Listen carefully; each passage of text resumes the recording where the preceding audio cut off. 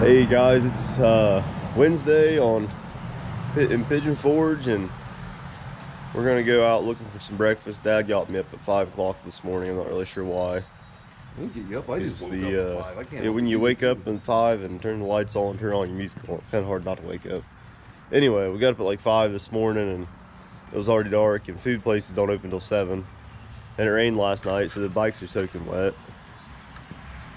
Which I guess they probably needed a bath anyway. I mean, mine needed to be washed real good anyway, so I guess it's probably good. We're gonna walk down to Mel's Diner. It's supposed to be one of the best breakfast dining places here, so hopefully it dries up a little bit before we start riding. We're out here waiting on the skies to clear up and the pavement to dry off, and I just thought I'd let you guys see the view from the back of our hotel along the little Pigeon River here. There's geese, ducks, cranes, herons, I mean, there's all kind of geese. But it's just gorgeous back here. I've seen people fly fishing. There's a bike path that runs along the other side of the creek there, I think. And then down there, there's a shelter house and a little fire pit. It's a nice little place to stay. But hopefully we give it a little bit, and rain's supposed to clear up by 9. And it's supposed to be sunny for the rest of the day. So hopefully we find some good riding weather. Alright guys, we're starting the ride on day 3. We're at the gas station, the fast stop that we've been filling up at every morning. Today we're riding down to Cherokee, North Carolina, and possibly Walhalla, South Carolina, and we'll probably go through Georgia at some point in time. The goal is to ride the Moonshiner 28. So far on this trip, we have 651.8 miles. Today we're hoping to add about another 200, 300. Of course, I've got the gas mileage meter going too, so figure out how far we're at today and hopefully get some good curves.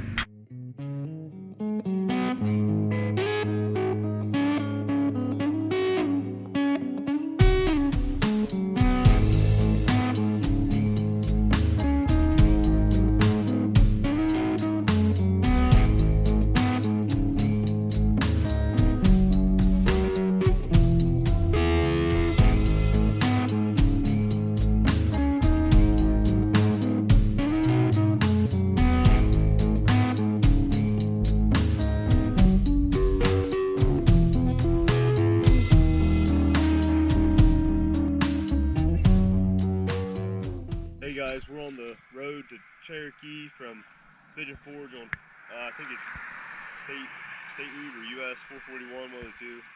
And we're stopped at like one of the most scenic overlooks we've seen so far. That's pretty much the road way down there that we rode all the way up here. And we're still going up. So from there, we rode on into Cherokee across Newfound Gap. So we were probably pretty close to the highest point in the Smokies, which is Clingman's Dome at 6,649 feet, something like that. Correct me in the comments if I'm wrong. But anyway, kept riding up over the hill here, past Newfound Gap, and then eventually down into Cherokee on the other side of the mountains, which I don't usually go to that side of the mountains, which is kind of different for me. But yeah, a lot of good views. We got up above the tree line where the trees had changed, hadn't had the leaves grown back yet, so it was a little different than everything else we rode, which had leaves on. It was beautiful scenery the whole way. Definitely something you should do. I really hoped to see some elk, because you always see elk in North Carolina, the North Carolina part of the Smokies, but we didn't have that luck. But it got curvy. It was pretty straight. I mean, everything was paved well. Parts of it, though, I think they were doing, apparently that was the best day in the world to cut grass, because they were cutting grass and blowing it on the road, which really irritates me. But I mean, it was a great ride.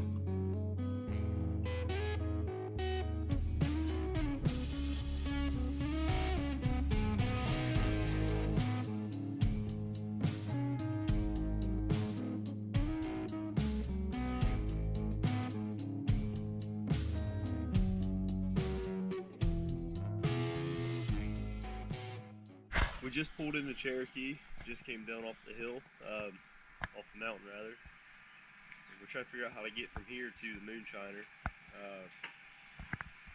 It's a nice little place. I think the next time we come down here, I'd really like to stay here because I've never really seen this side of the mountains before. And I've hiked a lot of the Smokies and just not anything on this side. So we're going to try to convince whoever I come with next time to stay over here. Plus, it's not quite as commercialized as Gatlinburg and Pigeon Forge.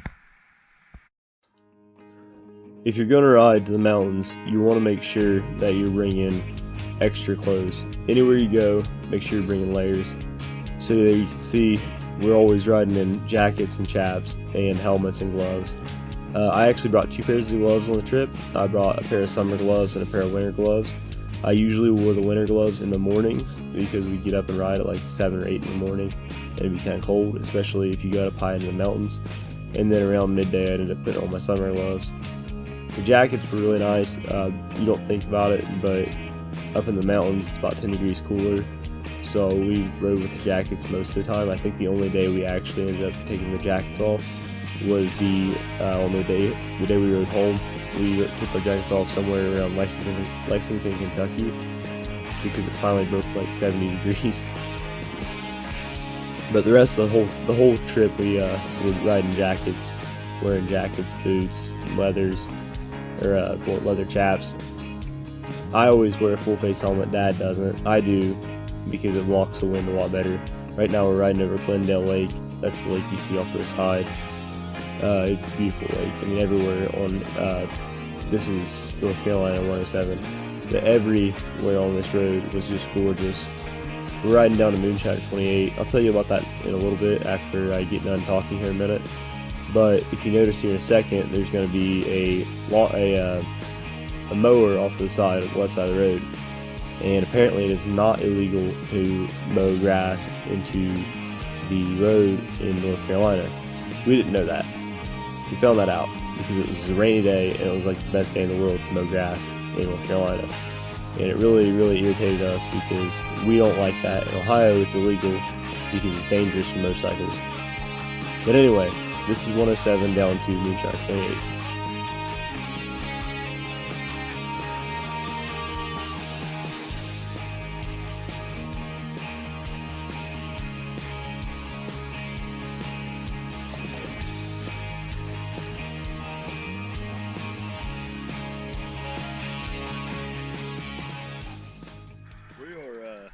We're in South Carolina and Mountain Rest, about 3 miles north of Walhalla, we think, not really sure, on North Carolina or South Carolina 28?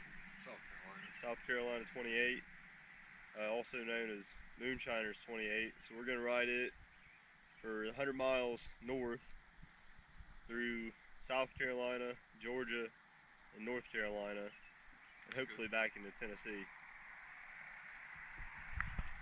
You know where we're going now? I knew where we were going all along. Alright, cool. We thought we got lost for a while, but we figured it out. From there, we rode from Mountain Rest down to Walhalla and then got back on and rode up back through Mountain Rest and eventually up to, I think it's called Highlands. It was a great ride. That first part was amazing. Through South Carolina and Georgia and back in North Carolina. Just, I mean, amazing ride. No cars. It's scenic. We're riding through national forests. There's sections where there's big sweeping curves, sections where it's straight, sections where there's these switchback curves, these really twisty switchback curves.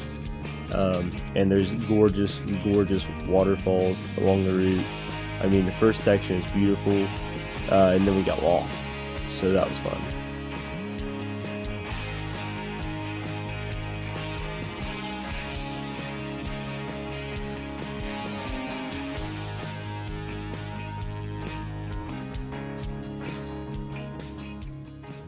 We are 1 mile into Georgia on the Moonshiner 28,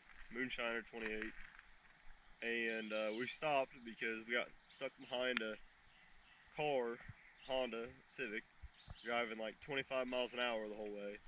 But the first couple miles of this thing, I was dragging foot pegs around every curve. Pretty good road. Thoughts?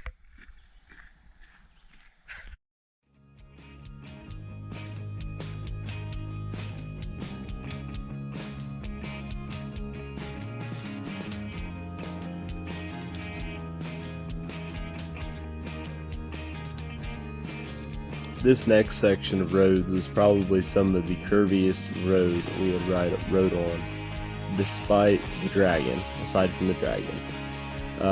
The whole week, I mean, it was just curve after curve, but it wasn't like super twisty like the dragon where you had to go slow.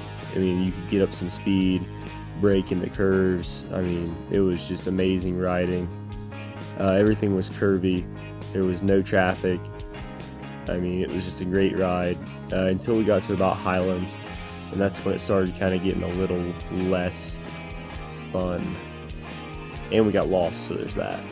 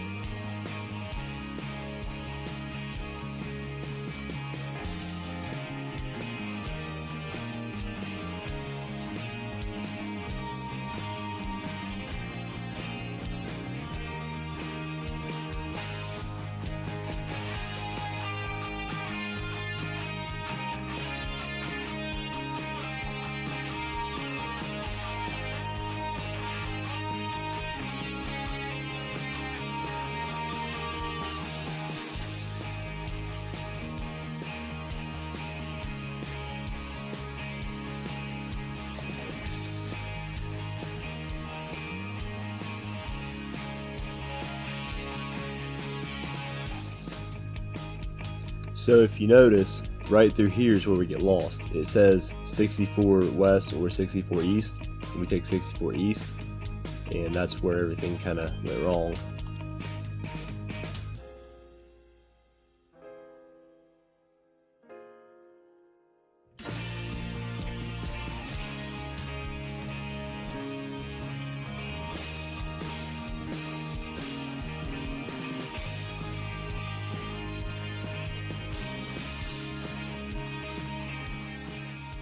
Well, we are currently in Cashiers, North Carolina. Made a little bit of a wrong turn. Took 64 east instead of 64 west. So we saw this town, we're like, we've been through here before. This probably isn't right. We're only 7 miles off, so we're gonna head back down to Moonshiners 28. But first we stopped at the Cashiers Farmers Market and got ourselves some pulled pork. So we're eating lunch on the back of the bikes today. Got myself some pulled pork sandwich, some collard greens, and Gatorade. And Dad was sitting up here messing around with the GoPro, or the GPS, so I decided to have a look at what was going on down there. Done us some really good Carolina barbecue sauce.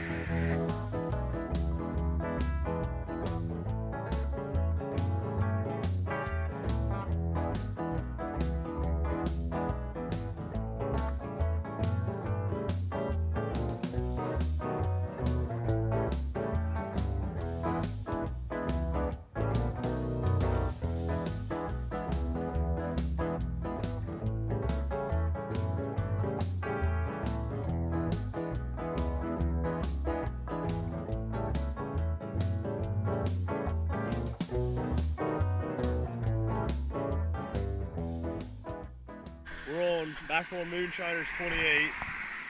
We just got through a couple really twisty spots, and we're by Bridalveil Falls in Nantahala National Forest.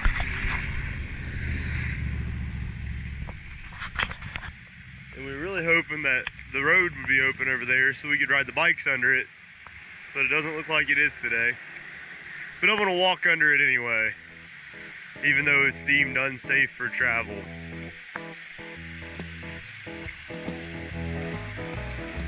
And then the little creek goes like down under the road. We came around the corner and Dad didn't even know it was there.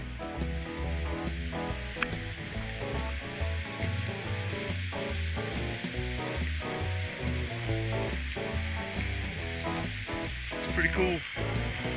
Alright, let me tell you all about this part that's about to come up. So, we just left the waterfall and we get stuck behind these two trucks. And then we ride through the sketchiest road I have ever ridden on. On one side there's 50-foot cliff up, on the other side there's 250-foot cliff down. And the story behind this is, back in the day, people literally hung off the cliff on ropes and drilled holes to put dynamite in to blow the wall away to make room for this road.